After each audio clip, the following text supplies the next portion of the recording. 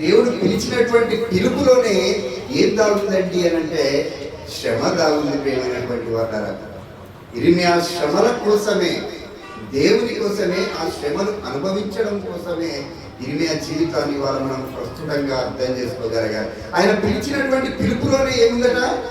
శ్రమ ఉంది అని అంటా ఉన్నాడు. ఆయన పిలిచినప్పుడు చెప్తా ఉన్నటువంటి మాటలు మనం చూస్తే ఇర్మియా గ్రంథము 1వ అధ్యాయము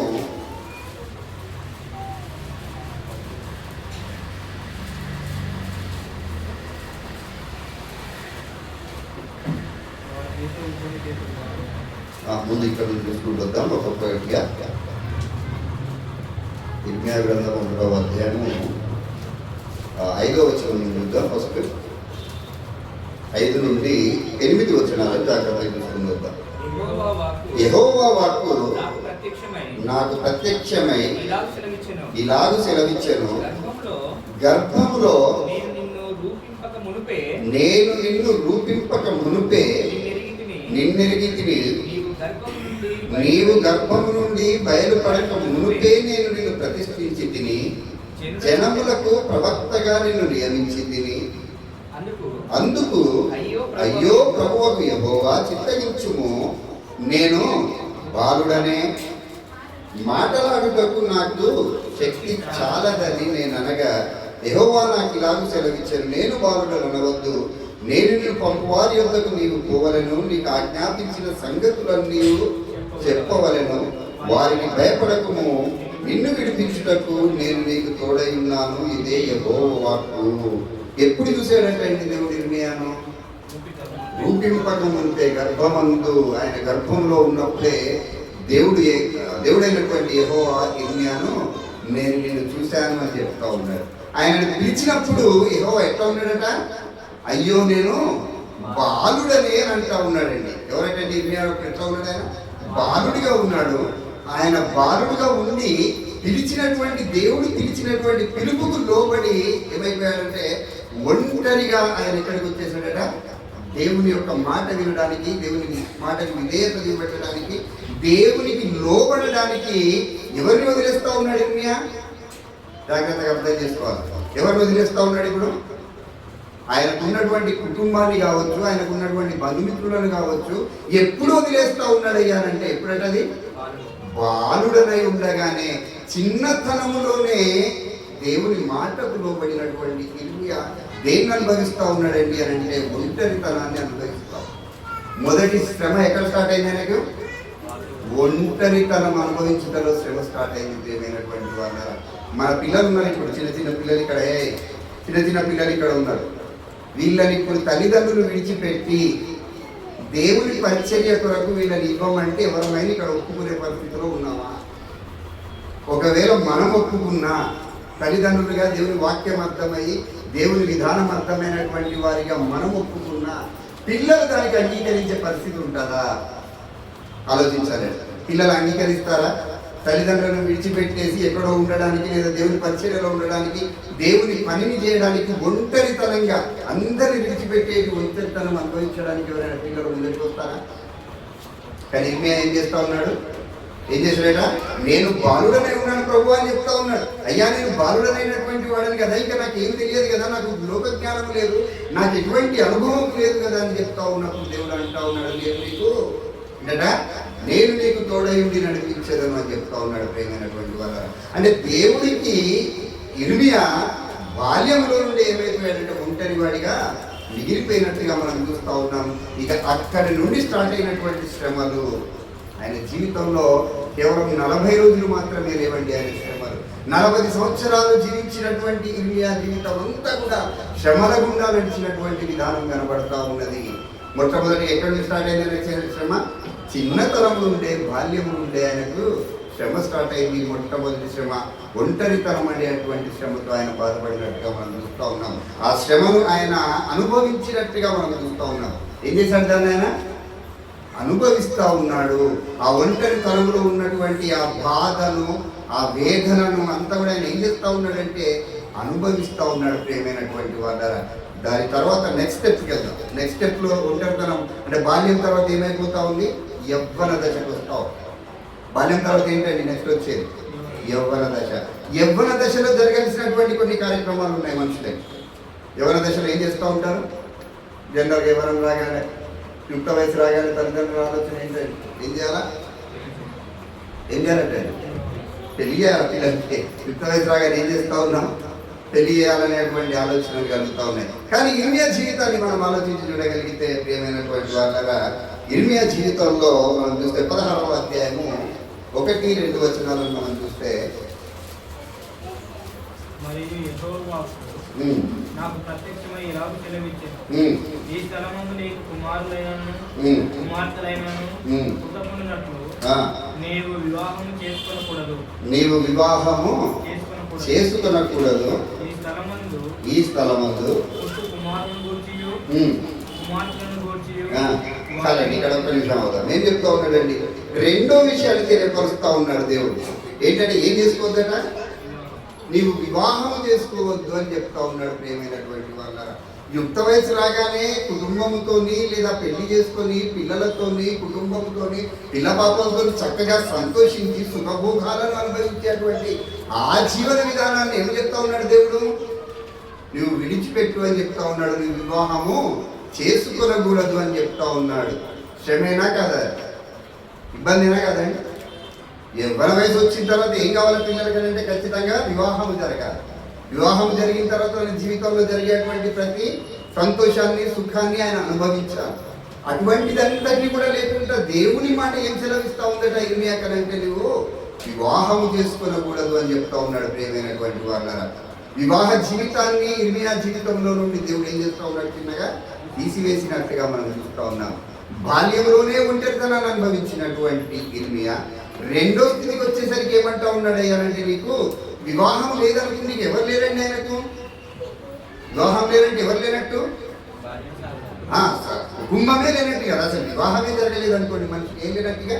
ఆ కుటుంబం లేదు, బంధుత్వం లేదు, బంధం లేదు. అటువంటి లేనటువంటి పరిస్థితిని ఒకసారి ఆలోచించండి. ఇవాళ కుటుంబం లేనటువంటి వ్యక్తులు మనకు కనబడుతూ ఉన్నారు. అంటే ఎవరు లేనటువంటి వ్యక్తులను మనం చూసినప్పుడు వాళ్ళ జీవితం ఏ విధంగా కొనసాగుతూ ఉంది ఈ లోకంలో? ఎంత బాధతో వాళ్ళు జీవిస్తూ ఉన్నారు. అయ్యో, ఒక అన్న ఉంటే నాకు బాగుండే, ఒక తమ్ముడు ఉంటే బాగుండే, నాకు పిల్లలు ఉంటే బాగుండే, నా పిల్లలు ఈ విధంగా ఉంటే బాగుండే అనేటువంటి విధానాన్ని ఇవాళ మనం చూస్తూ ఉన్నాం. కానీ ఏంటంటే ఏం లేదట? వివాహం అనేటువంటి ఆ బంధమే లేకుండా ఉంటా ఉన్నది. ప్రియమైనటువంటి వాళ్ళ, ఆయన వివాహాన్ని చేసుకోవద్దని దేవుడు చెప్తా ఉన్నాడు. నువ్వు పిల్లల్ని కనడానికి వీల్లేదని చెప్తా ఉన్నాడు. నువ్వు కుమారులు కానీ కుమార్తెలను కానీ ఉండడానికి వీల్లేదు అని చెప్తా ఉన్నాడు. ఇక్కడ శ్రమలు స్టార్ట్ అవుతా ఉన్నాయి. ఇది మనం ఆలోచిస్తున్నటువంటి విషయం. ఇర్మియా జీవితంలో ఎప్పటి నుంచి స్టార్ట్ అయినాయి శ్రమలట? బాల్యం నుండి శ్రమలు స్టార్ట్ అయినాయి. యవ్వన దశలో కూడా ఆయన ఏం చేస్తూ ఉన్నాడు? శ్రమలు అనుభవిస్తూ ఉన్నాడు. కుటుంబం లేక, భార్య బిడ్డలు లేకుండా ఆ శ్రమలు ఏ విధంగా ఉంటా ఉన్నాయో ఆయన అనుభవిస్తూ ఉన్నట్టుగా మనం చూస్తూ ఉన్నాం. ప్రియమైనటువంటి వాళ్ళ, అదే రీతిగా మనం చూస్తే ఇర్మియాకు దేవుడు చెప్పినటువంటి ఈ మాటలు ఒక్కసారి ఆలోచిస్తే, అదే 1వ అధ్యాయంలో ఆయన ఏం చేయబోతా ఉన్నాడో కూడా దేవుడు తెలియపరుస్తూ ఉన్నాడు. 18వ వచనం, యూదా రాజుల యుద్ధకు గాని ప్రధానుల యుద్ధకు గాని యాజకుల యుద్ధకు గాని దేశ నివాసుల యుద్ధకు గాని నీ దేశమంతటిలో నీవెక్కడికి పోయినను ప్రాకారము గల పట్టణముగాను ఇనుప స్తంభముగాను ఇత్తడి గోడలుగాను నీవున్నట్టు ఈ దినమున నియమించి ఉన్నాను. శ్రమలతో పాటు దేవుడు ఇర్మియా అనుభవిస్తూ ఉన్నటువంటి ఆ శ్రమలతో పాటు ఇర్మియాకు దేవుడు ఇస్తూ ఉన్నటువంటి, దేవుడు చెబుతూ ఉన్నటువంటి గొప్ప భరోసా అనుకుందాం లేదా వాగ్దానం అనుకుందాం. ఏంటంటే ఎట్లా ఉంచబోతా ఉన్నాడట ఇర్మియాను దేవుడు? ఇత్తడి స్తంభంగాను, ఇంకేమన్నాడు అక్కడ? ఇత్తడి గోడగాను ఇనుప స్తంభముగాను నేను నిన్ను ఈ దినమందు నియమిస్తూ ఉన్నానని చెప్తా ఉన్నాడు. ఎప్పుడైతే ఈ శ్రమల గుండా ఆయన జీవితం వెళ్తా ఉందో, శ్రమలు అనుభవిస్తూ ఆయన జీవితం వెళ్తా ఉందో దేవుడు ఇస్తా ఉన్నటువంటి భరోసా. నువ్వు ఎన్ని శ్రమలు అనుభవించినా నేను నీకు తోడై ఉంటానని బాల్యంలో దేవుని వాక్కు ఇర్మియాకు తోడై చెప్పినటువంటి ఆ మాట, నేను నీకు తోడై ఉండును, నిన్ను భవిష్యత్తులో ఎట్లా చేయబోతా ఉన్నానట, ఇనుప స్తంభముగా ఇత్తడి గోడగా నిన్ను ఎవరు కదర్చలేనటువంటి రీతిలో నేను నిన్ను నిలబెట్టబోతా ఉన్నానని చెప్తా ఉన్నాడు. ఈ చులకనైనటువంటి శ్రమల గురించి నువ్వు ఆలోచించద్దని చెప్తా ఉన్నాడండి దేవుడు చెప్పగానే. చులకనైనటువంటి ఈ శ్రమల గురించి, వచ్చేటువంటి శ్రమల గురించి నువ్వు ఎక్కడ ఆలోచించవలసినటువంటి అవసరం లేదు. ఆ శ్రమలలో నుండి తప్పించడానికి, ఆ శ్రమలలో నుండి నిన్ను బయటికి తీసుకొని రావడానికి నేను నీకు ఎట్లా ఉన్నానట, నేను తోడై ఉన్నానని చెప్తా ఉన్నాడు. ఇనుప స్తంభం అని అంటా ఉన్నాడు. ఇత్తడి గోడల వలె నిన్ను నేను దినదినం ఏం చేయబోతా ఉన్నానంటే ఆయన తయారు చేయబోతా ఉన్నానని చెప్తా ఉన్నాడు. ప్రేమైనటువంటి వాళ్ళ శ్రమలు ఎప్పుడైతే అనుభవిస్తూ ఉన్నామో, శ్రమలు ఎప్పుడైతే మన జీవితంలో ఆచారంగా కాకుండా నిజంగా మనం అనుభవిస్తూ ఉన్నామో, దేవుడు మనల్ని ఏం చేయబోతా ఉన్నాడంటే దేదీప్యమానంగా భవిష్యత్తులో వెలిగించేటువంటి స్థితిని మన జీవితాల్లో కలుగజేస్తూ ఉన్నాడు అనే విషయాన్ని ఇక్కడ ఇర్మియా జీవితం ద్వారా దేవుడు మనకు నేర్పిస్తూ ఉన్నాడు. భవిష్యత్తును చూపెడతా ఉన్నాడు, ముందే చూపెడతా ఉన్నాడు. దేవుడు భవిష్యత్తులో ఏం కాబోతా ఉన్నాడట, ఒక ఇనుప స్తంభం వలె ఎవరు కదర్చలేనటువంటి ఇత్తడి గోడ వలె నేను ఉంచబోతా ఉన్నానని చెప్తా ఉన్నాడు. ప్రేమైనటువంటి వారు అందుకే అంటా ఉన్నాడు, ఈ శ్రమలు అనేటివి కొంతకాలం వచ్చేటి లేదా కొంతకాలమే ఉండి వెళ్ళిపోయేటి కాదు అని చెప్తా ఉన్నాడు. జీవితాంతం కూడా ప్రతి క్రైస్తవుడు జీవితాంతం కూడా ఏంటట, ఈ శ్రమలను అనుభవించాలి అని చెప్తా ఉన్నాడు. ఎక్కడ స్టార్ట్ అయినాయి? బాల్యంలోనే స్టార్ట్ అయినాయి. అది యవ్వన దశకు వచ్చేసరికి కూడా అదే విధంగా వెంటాడుతూ ఉన్నాయి.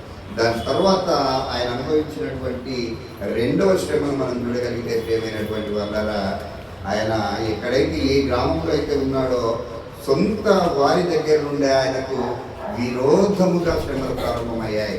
సొంత వారే ఆయన ఏం చేస్తూ ఉన్నారనంటే ఆయనను వ్యతిరేకిస్తూ ఉన్నటువంటి పరిస్థితి కనబడతా ఉన్నది. ఒక్కసారి వచనాన్ని చూస్తుందాం. ఇర్మియా గ్రంథము 11వ అధ్యాయము 21వ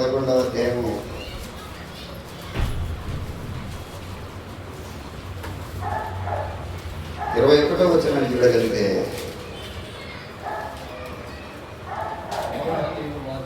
కావున నీవు మా చేత చావకుండానట్లు యెహోవా నామమున ప్రవచింపకూడదని చెప్పు.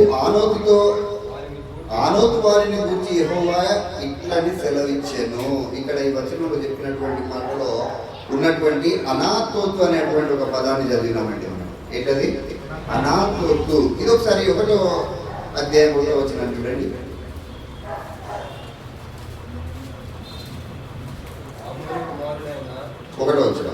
ఇర్మియా 1:1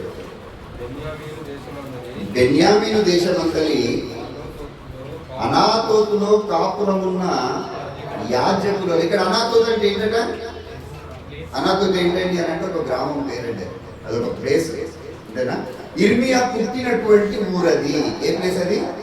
ఇర్మియా పుట్టినటువంటి, ఆ ప్రవక్త పుట్టినటువంటి ఊరు. ఇక్కడ వీళ్ళు ఏం చెప్తా ఉన్నారు కదా 11వ అధ్యాయంలో 21వ వచనంలో ఒకసారి చూడండి.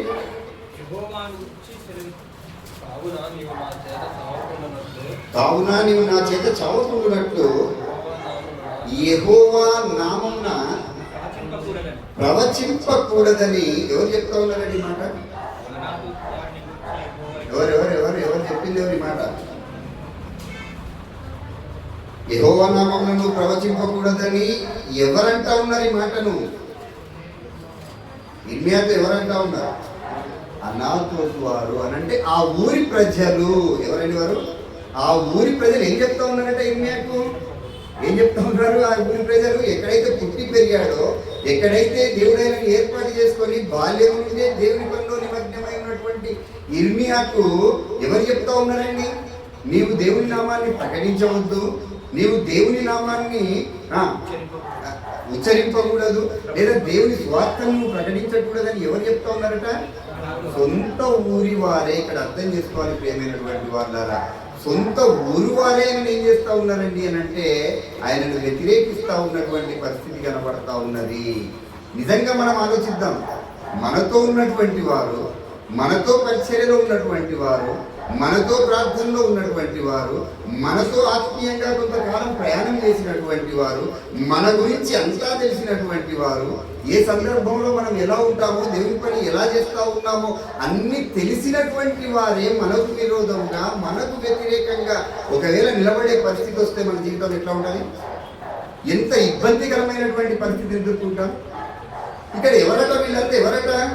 సొంత ఊరి వారే ఆయనకు వ్యతిరేకంగా నువ్వు బోధించొద్దు, నువ్వు ప్రవర్తించొద్దు అని చెప్తా ఉన్నాడు. ప్రియమైనటువంటి వాళ్ళ ఆ సొంత ఊరు వారే అంటే అక్కడ ఇంకో మాట చెప్తా ఉన్నాడు. వాళ్ళంతా కూడా ఎవరట మళ్ళీ అని అంటే 1వ అధ్యాయం 1వ వచనంలో మళ్ళీ వినండి. వాళ్ళంతా కూడా ఎవరనంటే బెన్యామీను దేశమందలి అనాతోతులో కాపురమున్న యాజకులలో ఒక్కడైన హిల్కియా కుమారుడైన ఇర్మియా వాక్యములు.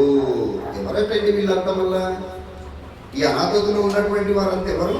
వారంతా ఎక్కువ ఇతని బంధువులు, దేవుని సేవలో ఉన్నటువంటి వారు, సేవకులుగా ఉన్నటువంటి వారు, యాజకులుగా ఉన్నటువంటి వారు, ఆయన రక్త సంబంధికులైనటువంటి వారే ఆ గ్రామంలో, ఆ ఊళ్ళో ఉన్నటువంటి వారు. ఇప్పుడు ఎవరు చెప్తా ఉన్నారు? ఎవరు విరోధంగా మాట్లాడుతూ ఉన్నారు? ఆయనకి రక్త సంబంధికులే విరోధంగా మాట్లాడుతూ ఉన్నారు. ఆయన కుటుంబమే విరోధంగా మాట్లాడుతూ ఉన్నారు. ఆయన సొంత ప్రజలే ఆయనకు విరోధంగా మాట్లాడుతూ ఉన్నారు. ఒక్కసారి ఆలోచన చేద్దాం ప్రియమైనటువంటి వారు. బయటి వారు, నీ కొరకు నా కొరకు తెలియనటువంటి వారు నీ గురించి నా గురించి ఏదైనా మాట్లాడితే కొద్దిగా అర్థం ఉన్నది. మన సొంత బంధువులే, మన రక్త సంబంధికులే, మనకు తెలిసినటువంటి వారే, మనకు నిరంతరం ఉన్నటువంటి వారే మన గురించి లేదా విరోధంగా మాట్లాడితే తట్టుకోగలమా? భార్య భర్త గురించి విరోధంగా మాట్లాడితే తట్టుకోగలరా? అక్క చెల్లె గురించి విరోధంగా మాట్లాడితే తట్టుకోగలరా? అన్నదమ్ములు ఒకరికొకరు విరోధంగా మాట్లాడితే తట్టుకోగలరా? సొంత రక్త సంబంధికులు, ఒక కడుపున పుట్టినటువంటి వారు లేదా బంధుత్వం ఉన్నటువంటి వారు, అంతా తెలిసినటువంటి వారు వారే విరోధంగా మాట్లాడుతూ ఉన్నారంటే ఎంత పెయిన్ అనుభవిస్తూ ఉన్నాడండి. ఇర్మియా ఇక్కడ ఆలోచించవలసినటువంటి అవసరం ఉంది. పిల్లరా, అర్థమవుతా ఉందండి? ఏమని చెప్తా ఉన్నారు? ఆయనకు ఏమని చెప్తా ఉన్నారు? నువ్వు దేవుని వాక్యము గ్రహించవద్దని చెప్తా ఉన్నారు. నువ్వు దేవుని నామాన్ని ప్రవచించవద్దని చెప్తా ఉన్నారు. నీవు దేవుని నామాన్ని ఉచ్చరించవద్దని చెప్తా ఉన్నారు. నిజంగా మన జీవితంలో కూడా ఎప్పుడైతే మనం దేవునితో నిజంగా ప్రయాణం చేయాలని, ఎప్పుడైతే దేవుని వాక్య ప్రకారం మన జీవితంలో జీవించాలని అనుకుంటా ఉన్నామో, ఎక్కడి నుండి ప్రారంభం అవుతా ఉందయ్యా మనకు వ్యతిరేకత అని అంటే నిజంగా సొంత వారి దగ్గర నుండి వ్యతిరేకత ప్రారంభమవుతా ఉంది. ప్రియమైనటువంటి వాళ్ళు, సొంత వారి దగ్గర నుండి వ్యతిరేకత ప్రారంభమైనటువంటి స్థితిని ఎవరు అనుభవించారట? ఇర్మియా అనుభవిస్తూ ఉన్నాడు. అయినా కూడా ఎక్కడి దేవుని ఆయన విడిచిపెట్టలేదు. అందుకే యేసుక్రీస్తు వారి లోకంలో జీవించినప్పుడు చెప్పినటువంటి మాటలు జ్ఞాపకం చేస్తున్నారు. మత్తయి సువార్త 10వ అధ్యాయం 36వ వచనంలో చదివాడు.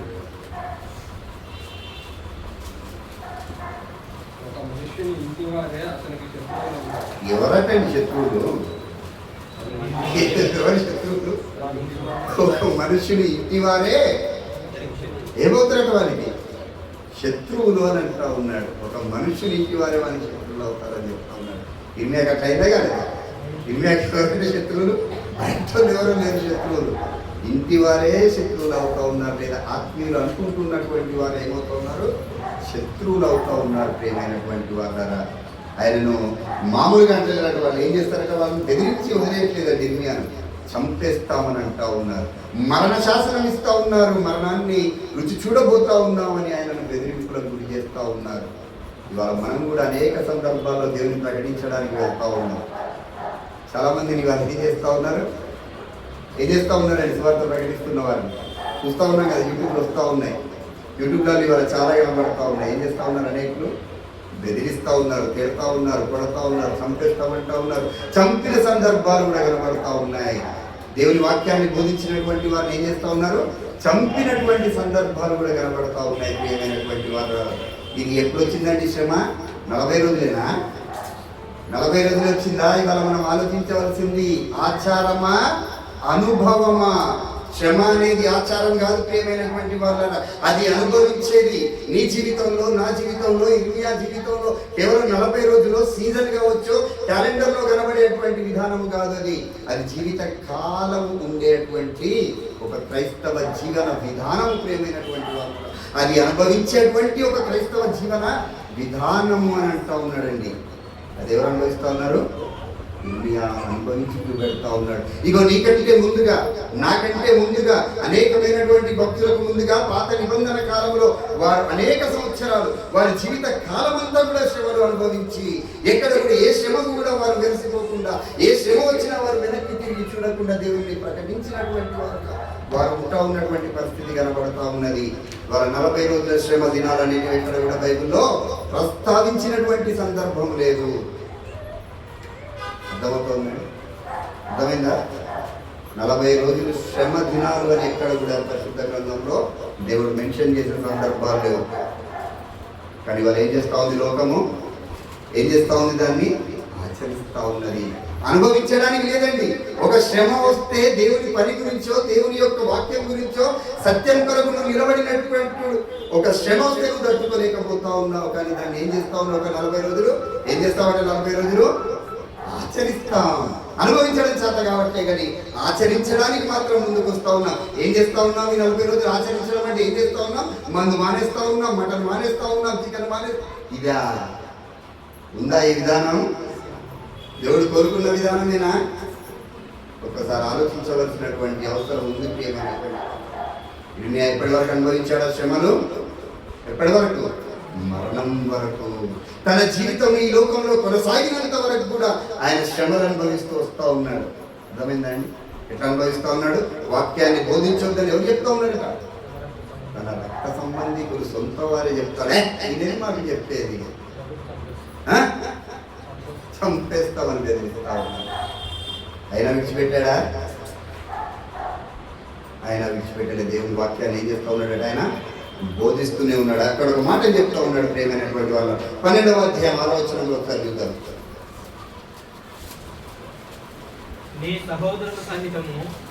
సహోదరులు సహితము నీ తండ్రి ఇంటి వారు సహితము నీకు ద్రోహము చేయుచున్నారు. నీ వెంబడి గేలి చేయుదురా. వారు నీతో దయగా మాట్లాడుతున్నాను, నీవు వారిని నమ్మకు. ఎవరట వీళ్ళు? ఎవరంట వీళ్ళంట? నీ సహోదరులు, నీ తండ్రి ఇంటి వారు ఏం చేస్తా ఉన్నారట? ఇర్మియాకు ఏం చేస్తా ఉన్నారు? ఆయన గేలి చేస్తా ఉన్నారు, అభాసం ఆడుతూ ఉన్నారు, ఆయన విరోధంగా మాట్లాడుతూ ఉన్నారు. ఎవరండి వీళ్ళంతా అంటే సొంత ఇంటి వారట, సొంత సహోదరులట. ఆయన ఏం చేస్తూ ఉన్నారయ్యా అంటే అభాసం ఆడుతూ ఉన్నటువంటి పరిస్థితిగా. నిజంగా ఇది ఇబ్బందే కాదా? శ్రమ కాదా? ఏదైనా కష్టం వస్తే ఎవరైనా అసలు వచ్చి ఆదుకునేది? ఒక వ్యక్తికి ఒక కష్టం వచ్చింది, ఎవరండి మొదటిగా నిలబడవలసింది? ఇంటివారేనా? కరెక్టే నమ్మేది? ఇంటివారేనా? ఏం చేస్తూ ఉన్నారు ఇప్పుడు ఇర్మియాకి ఇంటివారు? ఆయనను సపోర్ట్ చేయవలసినటువంటి వారు, ఆయనకు అండగా నిలబడవలసినటువంటి కుటుంబము, ఆయనకు వెన్నుదన్నుగా ఉండవలసినటువంటి ఆ కుటుంబం ఏం చేస్తూ ఉన్నదట? ఆయనను గేలి చేస్తూ ఉన్నదట. ఎందుకొరకు గేలి చేస్తూ ఉంది? అబద్ధం ఆడాడా? ద్రోహం చేశాడా? అన్యాయం చేశాడా వాళ్ళకి? లేదండి. దేనికట? దేవుని వాక్యము ఉన్నది ఉన్నట్టుగా బోధించినందుకు, ఉన్నది ఉన్నట్టుగా ప్రకటించినందుకు ఆయనకి ఇస్తూ ఉన్నటువంటి బహుమానం. ఎవరు వీళ్ళంతా? సొంత వారు, ఇంటి వారు, రక్త సంబంధికులు అని చెప్తా ఉన్నాడు ప్రియమైనటువంటి వారు. ఒక్కసారి ఆలోచించండి, ఎంత శ్రమ అంటే, ఎంత బాధ అండి, ఎంత బాధ. బయట వాళ్ళు ఏమన్నా కదా బాధ అనిపించిందండి. నిజంగా బయట వాళ్ళు ఏదన్నా చెప్పండి, మన లోకల్ మన జీవితంలో కూడా చూస్తూ ఉన్నాం. బయట వాళ్ళు ఏదన్నా అంటే కూడా అంతా చెలో బయట తెలుసో తెలియక ఏదో మాట్లాడుతూ ఉన్నాడు అని అనుకుంటాం. కానీ ఇంటి వారే అంటే ఆ శ్రమ, ఆ బాధ విపరీతంగా ఉంటుంది అనేటువంటి విషయాన్ని వాళ్ళ నువ్వు నేను అర్థం చేసుకోవాలి. అది ఎవరు పడ్డారా బాధ? ఎవరు పడ్డారండి ఆ శ్రమ? ఎవరు అనుభవించారు? ఇర్మియా అనుభవించాడు ప్రియమైనటువంటి వాళ్ళ. ఇర్మియా అనుభవించాడు. అదే రీతిగా మనం చూడగలిగినట్లయితే ఇర్మియా ఎన్ని శ్రమలు అనుభవిస్తూ ఉన్నాడు. ఆయన జీవిత కాలం అంతా కూడా శ్రమలతోనే కొనసాగింది అని చెప్తున్నాడు. చెప్తున్నటువంటి వచనాలు అనేకం మనకు కనబడతా ఉన్నాయి. అదే రీతిగా మనం చూస్తే 20వ అధ్యాయము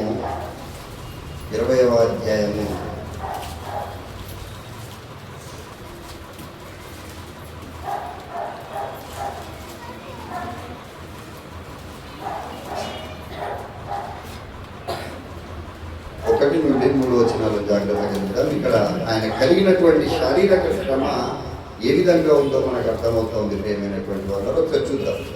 ఇర్మియా గ్రంథం 20వ అధ్యాయము 1 నుండి 3 వచనాలు జాగ్రత్తగా చూడండి. ఇర్మియా ఆ ప్రవచనములను పలకగా యెహోవా మందిరంలో పెద్ద నాయకుడును ఇమ్మేరు కుమారుడునగు పశువులను యాజకుడు విని ప్రవక్త అయిన ఇర్మియాను ఏంటట కొట్టి యెహోవా మందిరమందున్న బెన్యామీను మీది గుమ్మము నొద్ద నుండి గొండలో అతనిని వేయించెను. రైట్. ఇప్పుడు ఏం జరుగుతూ ఉందండి? నెక్స్ట్ శ్రమకు వచ్చారు. ఇప్పుడు ఎవరు? ఇర్మియా. మొట్టమొదటి ఎక్కడి నుంచి స్టార్ట్ అయిన శ్రమలు? ఎక్కడి నుంచి చూస్తూ ఉన్నాం? ఈ జీవితాన్ని బాల్యం నుండి చూస్తూ ఉన్నాం. బాల్యంలో శ్రమ పడ్డాడు, యవ్వనంలో శ్రమ పడ్డాడు. కొద్దిగా వాక్యం చెప్పేటువంటి స్థితి రాగానే ఎక్కడి నుండి కుటుంబం వారితో లేదా సొంత వారితో ఆత్మీయులతో శ్రమలు అనుభవిస్తూ ఉన్నాడు. ఇప్పుడు మళ్ళా సమాజంలో నుండి కొత్తగా మళ్ళీ శారీరక శ్రమ అనుభవించేటువంటి స్థితికి వచ్చేసాడు. ఏ స్థితికి వచ్చాడు? ఇప్పుడుగా శారీరకంగా శ్రమ అనుభవించేటువంటి పరిస్థితికి వచ్చాడు. అక్కడ ఉన్నటువంటి ఒక అధికారి ఏం చేస్తూ ఉన్నాడండి అని అంటే, ఇక్కడ ఆలోచిస్తే ఈయన చెప్తా ఉన్నటువంటి దేవుని మాటలు ఇష్టం లేనటువంటి వారు ఆయన తీసుకెళ్ళి ఎక్కడేశారట? ఆయన ఎక్కడేశారట? చెరసాలలో లేదా బొండాల్లో వేసి ఆయనను బంధించి శారీరకంగా ఏం చేస్తూ ఉన్నారు?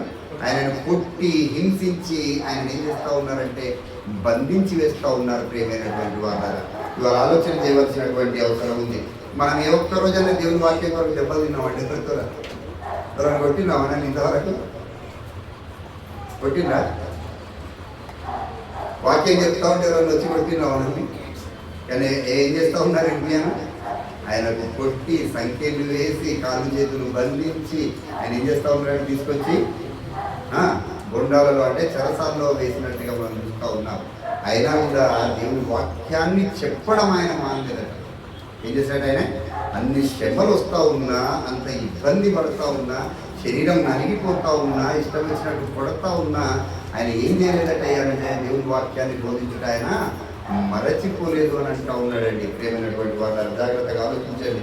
నిజంగా ఈ శ్రమలు, ఈ శారీరక శ్రమలు ఏదైతే ఉన్నాయో మనిషిని కుంగదీసేటువంటి పరిస్థితిలోనికి తీసుకెళ్తాయి. అదే విషయాలు కొత్త నిబంధన కాలానికి వచ్చేసరికి దేవుని వాక్యం కొరకు, దేవుని వాక్యాన్ని ప్రకటించడానికి అనేక మంది ఆ శ్రమలు అనుభవించినటువంటి వారిగా ఉంటా ఉన్నారు. అనేక మంది అపోస్తుల కార్యాల్లో మనం చూడగలిగితే 16వ అధ్యాయంలో పౌలు శీలని కూడా ఏం చేస్తూ ఉన్నారండి అంటే మనకందరికీ తెలిసినటువంటి వచనాలే. 16వ అధ్యాయము 23-24 వచనాలు ఒకసారి చూడండి. వారు చాలా దెబ్బలు కొట్టి వారిని చెరసాలలో వేసి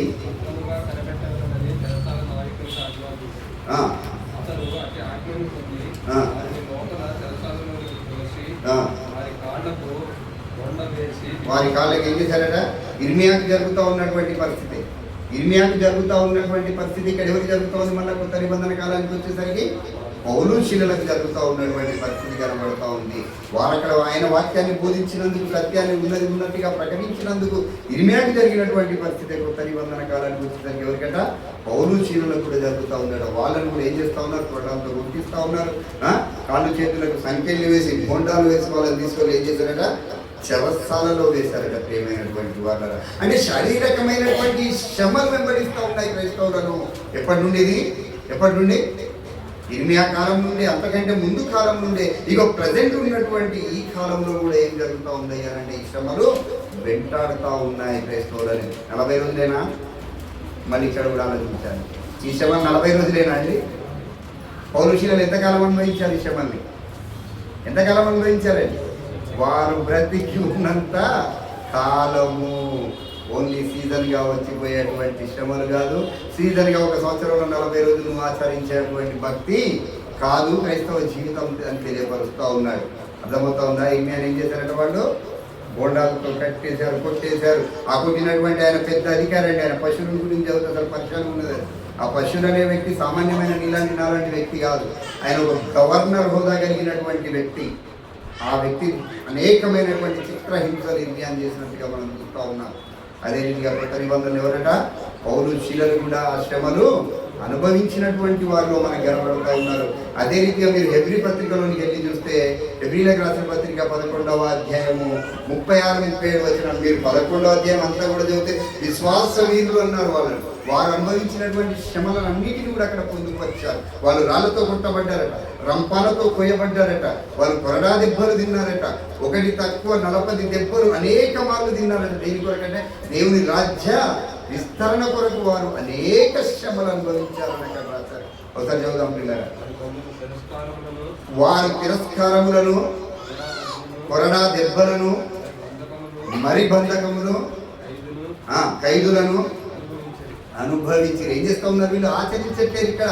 ఇదే నేను మీకు చెప్పదలుచుకున్నటువంటి విషయం పిల్లలు. వీళ్ళు ఏం చేశారంటే ఇవన్నీ అనుభవించారు. వాళ్ళ శరీరంలో ఇవన్నీ వీళ్ళు అనుభవించారు. ఇవాళ నువ్వు నేను ఆచరిస్తూ ఉన్నాను, అనుభవం లేదు. ఆచరించడానికి అనుభవించడానికి తేడా మనకి వాళ్ళ కనబడాలి. వాళ్ళు ఏం చేశారట? అనుభవించారు. అవన్నిటిని కొడతా ఉన్నారు, రాళ్ళతో కొడతా ఉన్నారు, రంపాలతో కోస్తూ ఉన్నారు. ఆ శారీరక శ్రమ, ఆ వేదన, ఆ బాధ అంతటి కూడా వాళ్ళు ఏదో ఆచరణ లెక్క చూడలేదట. దాన్ని అంతా వాళ్ళ శరీరంలో అనుభవించారు ప్రేమైనటువంటి వాళ్ళు అర్థం కావాలి. ఆచారమా అనుభవమా? ఆచారమా అనుభవమా అంటే ఖచ్చితంగా అది ఏమై ఉండాలి?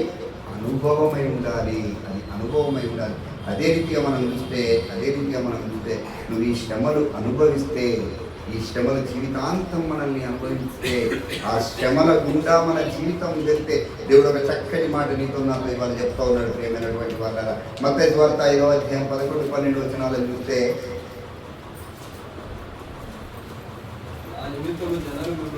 నా నిమిత్తము జనులు మిమ్మల్ని నిందించి హింసించి మీ మీద అబద్ధముగా చెడ్డ మాటలెల్ల పలుకున్నప్పుడు మీరు ధన్యులు. ఇర్మి ఎవరు? ధన్యుడు ప్రియమైనటువంటి వాళ్ళ. ఏం చేస్తూ ఉన్నారు? ఇర్మియాను కొడతా ఉన్నారు, హింసిస్తూ ఉన్నారు, దూషిస్తూ ఉన్నారు, నిందలు వేస్తూ ఉన్నారు, అవమానపరుస్తూ ఉన్నారు. కానీ దేవుడు ఇస్తూ ఉన్నటువంటి గొప్ప భాగ్యం ఎవరు చెప్తా ఉన్నాడు దేవుడు. ఎవరైతే నా కొరకు నిందలు, అవమానాలు, అబద్ధముగా పలికేటువంటి చెడ్డ మాటలు ఎవరైతే నా కొరకు మీరు అనుభవిస్తారో వాటిని వారెవరట? ధన్యులు అని అంటా ఉన్నాడు. నీకు ధన్యత కావాలనంటే ఏమవ్వాలని? అనుభవించాలి ప్రియమైనటువంటి వాళ్ళరా. ఎవరు అనుభవించారట? విశ్వాస వీరులందరూ అనుభవించారని చెప్తా ఉన్నారు. ఇర్మియా అనుభవించాడని చెప్తా ఉన్నాడు అశ్రమలు. పౌలు శీలను అనుభవించాలని చెప్తా ఉన్నారు అశ్రమలు. యోగు అనుభవించాడని చెప్తా ఉన్నాడు అశ్రమలు. దానియేలు అనుభవించాలని చెప్తా ఉన్నాడు అశ్రమలు. ఎవరింకా? శద్రక్, మెషక్, అబేద్నెగో వీళ్ళందరూ ఏం చేశారు? ఆచరించలేదు. వీళ్ళంతా అనుభవించారు అని చెప్తా ఉన్నారు. అందుకే వాళ్ళు ఏమయ్యారు? ధన్యులు అయ్యారు ప్రియమైనటువంటి వాళ్ళరా. వాళ్ళని ధన్యులు అంటా ఉన్నారు.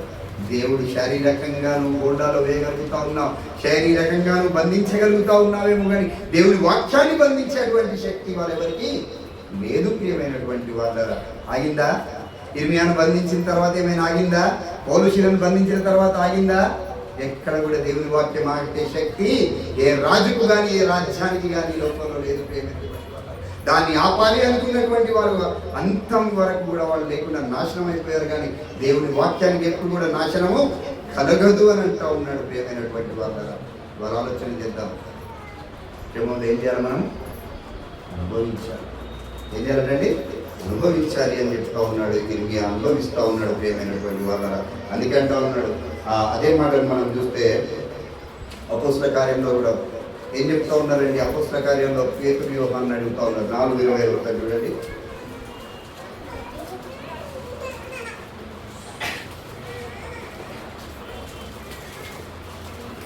అపోస్తల కార్యాలు 4:20లో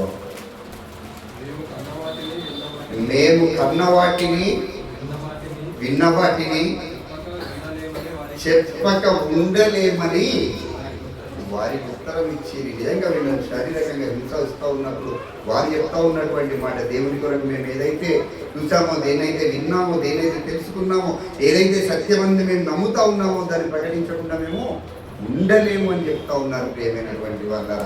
అదే ఇర్మియా కూడా చెప్పినటువంటి మాట, ఆయన ఆ శారీరక హింస అనుభవిస్తూ ఉన్నటువంటి ఆ సమయంలో అబ్బాయి ఇంత బాధ నాకు ఎందుకు అవసరం లేదని మీ ఒక దగ్గర మనం మాట్లాడినట్టుగా మనం చూస్తూ ఉంటాం. అదే 29వ వచనంలో చూడండి.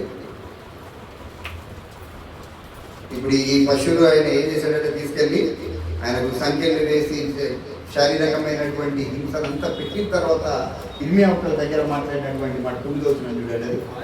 ఆయన పేరు నేను ఎత్తను, ఆయన నామమును బట్టి ప్రకటింపను అని నేను అనుకుంటున్నా. ఇదేంటంటే క్వశ్చన్ మార్క్ ఇచ్చాడు ఇక్కడ. ఏంటంటే అది ఇంత శ్రమ కలిగినా, ఇంత వేదన కలిగినా, నా శరీరం అంతా కూడా క్షీణించిపోతా ఉన్నా, కొరడాలతో నన్ను కొడతా ఉన్నా, నా కాళ్ళు చేతులు బంధిస్తా ఉన్నా, ఏమంటా ఉన్నాడు, ఆయన పేరు నేను ఎత్తను, ఆ నామమును బట్టి నేను ప్రకటింపను అని నేను అనుకుంటున్నా. నేను అనుకోగలనా? నేను అనుకోలేను కదా అని చెబుతూ కంటిన్యూ చేస్తా ఉన్నాడు. అది నా హృదయంలో అగ్నివలె మండుచు నా ఎముకలలోనే మూయబడినట్లున్నది. నేను ఓర్చి ఓర్చి విసిగి ఉన్నాను, చెప్పక మానలేదు అని అంటా ఉన్నాడండి. అర్థమైందా? ఏంటంటే ఆయన చెప్పక మానలేను అని అంటా ఉన్నాడు. నువ్వు వేసినటువంటి ఆ శిక్ష కావచ్చు, నా శరీరానికి పడతా ఉన్నటువంటి ఆ గాయాలు కావచ్చు, నన్ను దేవుని మాటలు చెప్పకుండా ఆపలేవాడు. అది ఎక్కడ ఉందట? దేవుని వాక్యం ఎక్కడ ఉందట? అది నా హృదయంలో ఉంది, నా ఎముకలను ఏం చేస్తా ఉందట? అది మండిస్తా ఉంది అని చెప్తా ఉన్నాడు. ప్రేమైనటువంటి వాళ్ళ దేవుని వాక్యం ఏం చేస్తుందని మనల్ని ఏం చేస్తుంది? నిజంగా దేవుని వాక్యం మన హృదయ లోతుల్లో ఉంటే మనం దేవుని వాక్యాన్ని, దేవుని మాటల్ని చెప్పకుండా చెప్పు చెప్పు చెప్పు చెప్పు అని ఏం చేస్తూ ఉంటుంది అయ్యా అంటే అది మనల్ని రగిలిస్తూ ఉంటుంది, మండిస్తూ ఉంటుంది. అందుకే దేవుని వాక్యాన్ని ఒక దగ్గర వచ్చాడు. ఇదే ఇర్మియా అనుకుంటా, నా వాక్యము అగ్ని వంటిది కాదా అని అంటూ ఉన్నాడు. ప్రేమైనటువంటి వాళ్ళ అర్థమవుతా ఉందండి. ఏ శారీరక శ్రమ కూడా దేవుని వాక్యాన్ని బంధించి ఉండలేదు అని చెప్తా ఉన్నాడు. అంత శ్రమ పడుతూ కూడా ఆయన ఏం చేస్తూ ఉన్నాడంటే దేవుని వాక్యాన్ని ఆయన బోధిస్తూ ఉన్నాడు, సత్యాన్ని ఆయన ప్రకటిస్తూ ఉన్నట్టుగా మనం చూస్తూ ఉన్నాం. వచ్చాయా లేదా శ్రమలు? వచ్చాయండి? శ్రమలేనా ఇవన్నీ? ఊరికే మాట్లాడుకునే మాటల శ్రమలే కదా. ప్రతిదీ శ్రమతోనే కనబడతా ఉంది, మనకి ఇబ్బందితో కనబడతా ఉంది. ఆయన శోధన అనుభవిస్తూ ఉన్నటువంటి పరిస్థితి కనబడతా ఉంది. ఇక చివరిగా ఆయన ప్రాణాన్ని తీయడానికి కూడా శత్రువులు చేసినటువంటి పన్నాగం ఆయన జీవితంలో మనకు కనబడుతుందండి. చివరిగా ఆయన తీసుకుని ఎక్కడ వేశారండి అని అంటే ఒక మాట చూసుకుందాం. అదే ఇర్మియా గ్రంథము 38వ అధ్యాయము 38వ అధ్యాయము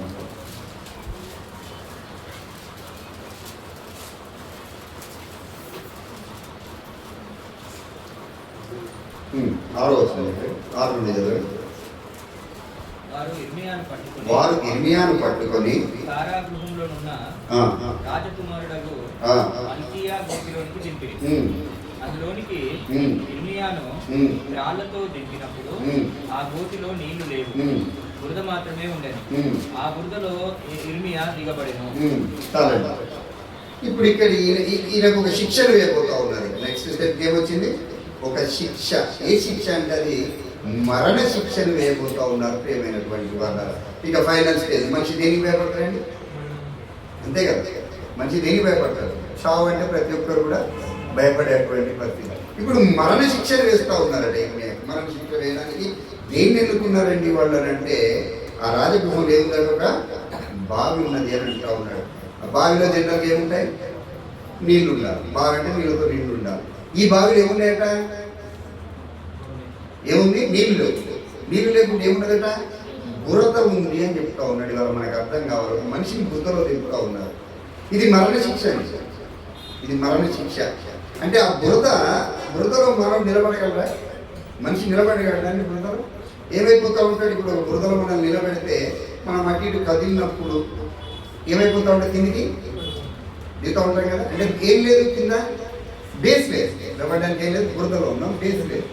చిన్న చిన్నగా ఏమైపోతూ ఉంటాం మనం? దాంట్లో దిగబడిపోతూ ఉంటాం. ఈ దిగబడుతూ ఉన్నటువంటి క్రమంలో నీకు ఆహారం లేదు, నీళ్లు లేదు, అసలు నీ చుట్టూ ఎవరు ఉండేటువంటి పరిస్థితి లేదు. అంటే ఎంత ఘోరమైనటువంటి మరణ శిక్షలు ఇర్మియా జీవితంలో వేయబోతూ ఉన్నారో, ఆయన అనుభవించబోతా ఉన్నాడో ఇవాళ మనకు అర్థం కావాలి. ఆ శ్రమను ఏ విధంగా ఇర్మియా అనుభవించాడో ఇవాళ మనకు అర్థం కావాలి. పిల్లలు అర్థమవుతుందండి? ఏం చేస్తూ ఉన్నారు ఆయన? ఇక ఆ చీకటి గృహంలో తీసుకెళ్ళి ఆ బురదలో వేసినప్పుడు ఆయన పరిస్థితిని వాళ్ళు ఒక్కసారి మనం ఆలోచించాలండి. మానసికంగా ఆయన పడుతూ ఉన్నటువంటి ఆ వేదనని ద్వారా మనం ఆలోచించగలగాలి. ఏమైపోతుంది? కదలకుండా ఉండగలడా? ఎంతసేపు నిలబడతామండి? అసలు బేస్ లేదు కింద. ఆయన కదిలినప్పుడు కిందికి దిగిపోతూ ఉన్నాడు. కిందికి దిగిపోతూ ఉన్నాడు, ఒక ఇంచు అంగుళం దిగిపోతూ ఉన్నాడు. అంటే మృత్యు ఎక్కడికి వస్తూ ఉంది? ఆయనకి దగ్గరికి, చావు ఎక్కడికి వచ్చేస్తూ ఉంది? ఇంకా దగ్గరికి వచ్చేస్తూ ఉంది. ప్రేమైనటువంటి వాళ్ళ ఆ పరిస్థితిలో కూడా ఇర్మియా ఎవరి వైపు చూస్తూ ఉన్నాడట? దేవుని వైపు చూస్తూ ఉన్నాడు. ఆ పరిస్థితిలో ఆయన వేసినటువంటి ఆ శ్రమలో కూడా ఇర్మియా దేవుని వైపు చూస్తూ ఉన్నట్టుగా మనం చూస్తూ ఉన్నాం. ప్రేమైనటువంటి వాళ్ళ జాగ్రత్తగా ఆలోచించాలి. ఆయన సత్యం చెప్పినందుకు ఇన్ని శ్రమలు అనుభవిస్తూ ఉన్నాడు. ఏంటట? ఇన్ని శ్రమలు అనుభవిస్తూ ఉన్నాడు. చివరికి అక్కడ నుండి దేవుడు రక్షించినటువంటి విధానం కూడా మనకు కనబడుతుంది. ఒక అన్యజనుడైనటువంటి ఒక వ్యక్తిని దేవుడు అక్కడికి పంపించడం, ఇర్మియాను ఆయన రక్షించడం వల్ల ఆయనను బయటికి తీసుకొని రావడం, ఇదంతా మనకు కనబడుతుంది. కానీ ఆ శ్రమని వల్ల మనం ఆలోచించాలి. ఆయన బయటకు వచ్చిన తర్వాత హ్యాపీగా ఉన్నాడు అనేది పక్కన పెడితే, ఆ సందర్భంలో ఆ స్థితిలో ఉన్నటువంటి ఆ బురద గుంటలో, ఆ మరణపు గుంటలో ఆయన ఉన్నటువంటి ఆ స్థితిని వాళ్ళను నేను ఆలోచించవలసినటువంటి అవసరం ఉన్నది. ప్రియమైనటువంటి వాళ్ళ మనకు వచ్చే ప్రతి శ్రమ నుండి దేవుడు తప్పిస్తాడండి. తప్పిస్తాడా లేదా? తప్పించడానికి సమర్థుడైనటువంటి వాడు మన దేవుడు. ఇర్మియాకు వచ్చినటువంటి అన్ని శ్రమల్లో నుండి కూడా ఆయన జీవిత కాలం అంతా కూడా శ్రమలు వస్తూ ఉన్నాయి. శ్రమ వచ్చినప్పుడల్లా కూడా దేవుడు ఆయన ఏం చేస్తూ ఉన్నాడంటే తప్పిస్తూ ఉన్నట్టుగా మనం చూస్తూ ఉన్నాం. అర్థమైన ఇంత శ్రమలు అనుభవించినటువంటి ఇర్మియా ఇవాళ మళ్ళీ ఒకసారి మనం ఆలోచించాలి. ఎప్పుడు అనుభవించాడు కానీ ఎంతకాలం మళ్ళీ మనం ఆలోచిస్తే బ్రతికున్నంత కాలం కూడా ఆయన బాల్యం నుండి ఎప్పటి నుండి చూసినాం ఆయన జీవితాన్ని మనం?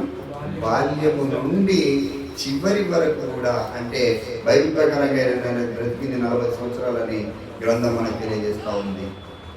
40 రోజుల 40 సంవత్సరముల అని ఆలోచిస్తే 40 రోజులు కాదండి, 40 సంవత్సరములు కూడా ఆయన శ్రమలు అనుభవించాడు అనే విషయం మనకు అర్థమవుతుంది. అర్థమైందండి? అదే రీతిగా మనం చూస్తే చివరిగా ఫలితం లేనటువంటి పరిచర్య కొరకు ఆయన శ్రమలు అనుభవించాడు. దేని కొరకు? ఫలితం లేనటువంటి పరిచర్య. ఆయన ఏం చేస్తూ ఉన్నాడండి? దేవుడు ఆయన ఏం చేస్తూ ఉన్నాడు? ప్రకటిస్తూ ఉన్నాడు. ప్రకటించినప్పుడు ఏం కోరుకుంటాం? బాగా ఆలోచించాలి. ఇవాళ మనం ప్రకటిస్తూ ఉన్నాం. దేని కొరకు ప్రకటిస్తూ ఉన్నాం?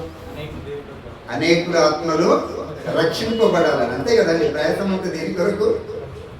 ఈ ప్రయాసం అంతా దేని కొరకు? ఇట్లా మనం కూడుకొని ఉండడం దేని కొరకు? బయటికి వెళ్ళి ప్రకటించడం దేని కొరకు? అంటే దేవుడు తెలవనటువంటి ప్రజలను దేవుళ్ళలోనికి తీసుకొని రావడం, ఏ ఆత్మ కూడా నశించిపోకుండా ప్రతి ఒక్కరు కూడా దేవుని రాజ్యానికి వారసులు కావాలనేటువంటి ఆ ఫలితం కొరకు మనం ఏం చేస్తూ ఉన్నాం? శ్రమ పడుతూ ఉన్నాం.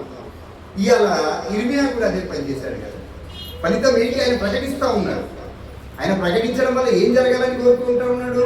మనుషులు మారాలి అని కోరుకుంటా ఉన్నాడు. యూదా ప్రజలందరూ మారాలి అని కోరుకుంటా ఉన్నాడు. యూదా ప్రజలంతా కూడా దేవుని వైపు తిరగాలి అని కోరుకుంటా ఉన్నాడు. అదే కదా ఫలితం ఏంటి? కదా వాళ్ళు మారడమే ఫలితం.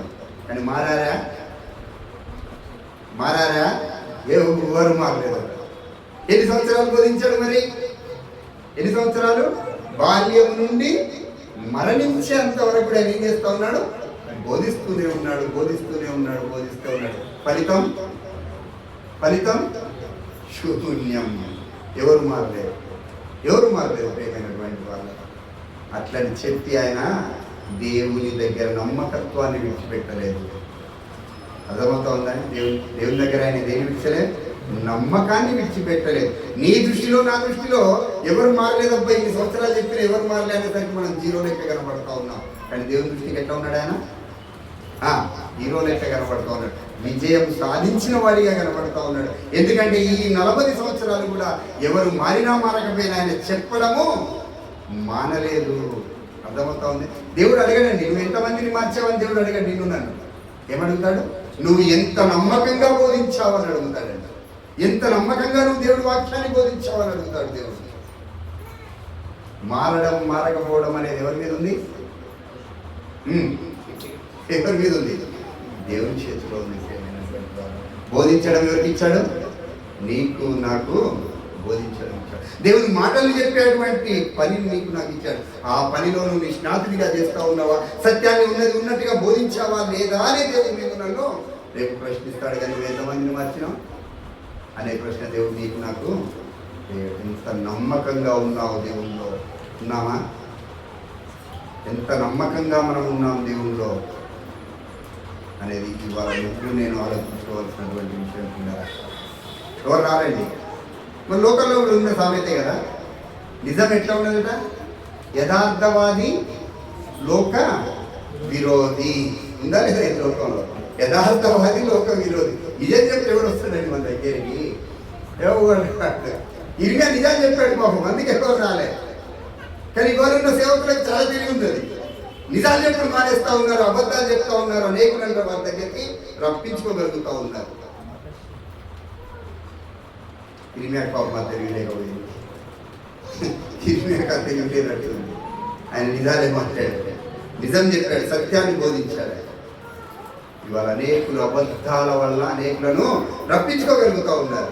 ఇక్కడే చూస్తూ ఉన్నాం, మేము పొద్దుట వస్తూ ఉంటే కళ్ళు చెదిరిపోయే మంది కనబడ్డారు మాకు. మా భార్య అడుగుతా ఉంది, అరే మొత్తం ఏంటి ఇంతగానో కూడా జరుగుతాను ఇక్కడికి అని అంటూ ఉన్నాడు. ఆయన డ్యాన్సులు ఆడుతూ ఉన్నాడు, ఆయన బల్లే బల్లే అని డ్యాన్సులు ఆడుతూ ఉన్నాడు, ఆయన వాక్యానికి విరుద్ధంగా బోధిస్తూ ఉన్నాడు, ఆయన సత్యాన్ని మరుగు చేసి అసత్యాన్ని బోధిస్తూ ఉన్నాడు, ఆయన మ్యూజిక్లు పెడతా ఉన్నాడు, ఆయన అట్రాక్ట్ చేస్తూ ఉన్నాడు. వెళ్ళిపోతూ ఉన్నారు. ఎక్కడికి వెళ్తా ఉన్నారు తెలియకుండానే నాశనకరమైనటువంటి గుండెలోకి వెళ్ళిపోతూ ఉన్నారు. ఇవాళ దేవుడు చెప్పినటువంటి విధానాన్ని, దేవుడు చెప్పినటువంటి గ్రంథంలో ఉన్నటువంటి విధానాన్ని చెప్తే ఎవరు రావట్లేరు? ఎవరూ రావట్లేరు ప్రియమైనటువంటి వాళ్ళ సత్యాన్ని వినడానికి. ఇవాళ ఎవరికి కూడా ఏం లేవట, చెవులు సరిగా లేవట. అందుకే అన్నాడు, తిమోతిలో చెప్తా ఉన్నాడు, రెండో పత్రిక, తిమోతి రాసినటువంటి రెండో పత్రికలు చెప్తా ఉన్నాడు, దురద చెవులు గలవారైపోతా ఉన్నారు. ఎట్లా అయిపోతా ఉన్నారు? దురద చెవులు గలవారిగా మారిపోతా ఉన్నారు. ఇక్కడే ఇదే ప్లేస్లో మనం మంచిగా రేపటి నుండి స్వస్థతలు జరపబడును అనే ఒక బోర్డు పెడదాం. ఎంతమంది వస్తారండి? 1000 మంది వచ్చేస్తారు. ఇక నువ్వు ఏం చేయాల్సిన పని లేదు, స్వస్థతలు జరుగును. క్యాన్సర్ ఉన్న వాళ్ళు ఉన్నారా? తీసుకురండి. పిల్లలు లేని వాళ్ళు ఉన్నారా? పిల్లలు పుట్టించేస్తాం. ఇంకేదన్నా నీకు ఇబ్బంది, ఆర్థికపరమైన ఇబ్బంది ఉందా? నువ్వు అది వచ్చేసి ఇక్కడ కానికేసేది, రేపు రాత్రి నీకు ఆర్థిక సమస్యలు తీరిపోతాయి. వస్తారా? రాజే ప్రజలు గారడి వారికే వాళ్ళ విలువ ఉంది ప్రియమైనటువంటి వాళ్ళారా. కానీ దేవుని వాక్యం గారడి కాదండి. దేవుడి వాక్యం సత్యం, దేవుడి వాక్యం నిజం. దేవుడి వాక్యానికి ఉన్నటువంటి శక్తి ఈ లోకంలో ఈ లోక ప్రజలకు అర్థం కావట్లేదు, కానీ ఇర్మియాకు అర్థమైంది. అందుకే ఆ వాక్యం కొరకు ఆయన శ్రమను అనుభవించాడు. ఆ వాక్యాన్ని ప్రకటించడానికి తన జీవితాన్ని ప్రణంగా పెట్టాడు. ఆ వాక్యాన్ని ప్రకటించడానికి, అనేకమైనటువంటి ప్రజలను మార్చడానికి ఆయన జీవితాన్ని అంతటి కూడా త్యాగం చేశాడు. ఆయన బాల్యం నుండి, యవ్వన దశ నుండి, వృద్ధాప్యంలోనికి వచ్చే వరకు కూడా 40 సంవత్సరాలు కూడా ఆ వాక్యం కొరకు ఆయన శ్రమలు అనుభవించాడు. ప్రియమైనటువంటి వాళ్ళారా, అర్థమవుతా ఉందా? ఏమనుభవిస్తూ ఉన్నాం ఇవాళ నువ్వు నేను? దేవుని వాక్యం కొరకు, దేవుని ప్రకటించడానికి ఏం చేస్తూ ఉన్నామని ఎవరన్నా అడిగితే 40 రోజులు ఉన్నాయి మాకు, లెంట్ డేస్ అని అంటూ ఉన్నాం. నో, అది ఎక్కడ కూడా లేదు, అది ఎక్కడ కూడా లేదు. ప్రియమైనటువంటి వాళ్ళు, క్రైస్తవుని జీవితం అంతా కూడా ఏంటంటే శ్రమలు. యేసుక్రీస్తు వారిని ఒకసారి ఆలోచించండి. 2 సంవత్సరాలు బ్రతికారు ఆయన ఈ లోకంలో.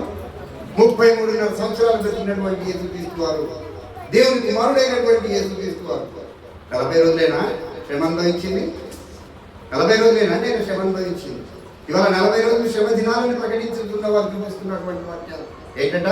యేసుక్రీస్తు వారు 40 రోజులు ఏమున్నారట? ఉపవాసం ఉన్నారట. కాబట్టి మేము ఉంటా ఉన్నాం. చచ్చూరుకుంటారు ఆయన చేసినట్టు. మీరు చేస్తే 2 రోజులు, ఎక్కువ కూడా అవసరం లేదు, 2 రోజులు చచ్చిపోతారు మీరు. ఏం చేయలేదు ఆయన? అన్నం తిన్నాడా? నీళ్లు తాగిందా? ఉండగలరా? ఆయన చేసినట్టే చేస్తే మీరు ఉండగలరా అసలు? ఎందుకు ఆ వాక్యాలు ఎత్తుకుంటా ఉన్నారు? ఆ సందర్భం ఏంటి? ఆయన చేసిన పరిస్థితి ఏంటి? మీరు చేస్తున్నది ఏంటి? వాళ్ళు పొద్దున 3ంటికి ఎంత రోజు తినేదానికంటే 2 అంతలు ఎక్కువ, అంతే కదా? రోజు తినేదానికంటే 2 అంతలు ఎక్కువ. ఎందుకంటే ఎప్పటిదాకా మళ్ళీ అది బాగా ఆలోచించాలి. ఎప్పటి వరకు? పోనీ రోజు అనుకుంటా ఉన్నారా? అది లేదు. ఏం చూపెడతా ఉన్నారు మీరు? వాక్యం ఏం చదువుతూ ఉన్నారు? ఏం చెప్తా ఉన్నాడు దేవుడు? ఎక్కడికి పోతా ఉంది మీ జ్ఞానం? ఎవరో చేశారు, ఎవరో ఆచరించారు, మనం చేశారు. తప్పు. దేవుడు క్లియర్గా చెప్తా ఉన్నాడు. మనుషులు కల్పించిన పద్ధతులు దైవోపదేశములు అనుకుని వ్యర్థంగా ఆరాధిస్తూ ఉన్నారు.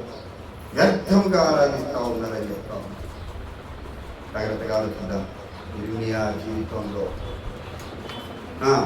కేవలం ఒక్క సీజన్లో 40 రోజులు రాలే శ్రమలు, మొత్తం జీవితాంతం కూడా శ్రమలు అనుభవించి, అందుకే అంటూ ఉన్నాడు, పౌలు చెప్పాడు, స్టేట్మెంట్ ఇచ్చాడు, మనం బ్రతికినంత కాలం కూడా శ్రమలు అనుభవించిన తరువాతే పరలోక రాజ్యం తీరాలని ఉందని. మీరు అపోస్తల కార్యం చదవండి 16వ అధ్యాయంలో చెప్తాడు పౌలు, అనేకమైన శ్రమలు అనుభవించిన తరువాత మీరు పరలోక రాజ్యం వెళ్ళాలి అని చెప్తా ఉన్నాడు. ప్రియమైనటువంటి వాళ్ళ ఆలోచన చేద్దాం. మన జీవితంలో దేవుడు నిజంగా మీరు ఆలోచించండి, ఒక శ్రమ వచ్చిందంటే ఆ శ్రమ వల్ల దేవుడు నీకు నాతో నేర్పిస్తూ ఉన్నాడు. ఎట్లాట ఒక చిన్న ఎగ్జాంపుల్ ఉంది కదా, బంగారం ఏమవుతుందట, బంగారం కొలిమిలో వేసి అది బాగా మండిన తర్వాత దానికి ఆ టైంలో ఏంటి శ్రమ, అది దాని తర్వాత అది ఎక్కడుందట ప్రకాశంగా మెరిసిపోతుంది. ఎಷ್ಟో జీవితాలు శ్రమ రావడం మంచిది అంటూ ఉన్నాడు, శ్రమ కలుగుట నాకు మేలాయను అని అంటూ ఉన్నాడు. ప్రియమైనటువంటి వాళ్ళ ఆ జీవితంలో ప్రతి సందర్భంలో కూడా ఆ శ్రమలను మనం అనుభవిస్తూ, ఆచరిస్తూ కాదండి, మళ్ళీ చెప్తా ఉన్నాను, ఆచరణ వేరు, అనుభవించడం వేరు. శ్రమలను అనుభవిస్తూ దేవుడికి ఇష్టానుసారమైనటువంటి జీవితాన్ని జీవిద్దాం. అతి కృప, అతి ధన్యత దేవుడు మనందరికీ అనుగ్రహించునుగాక. ఆమె. థాంక్యూ అండి, అందరికీ వందనాలు.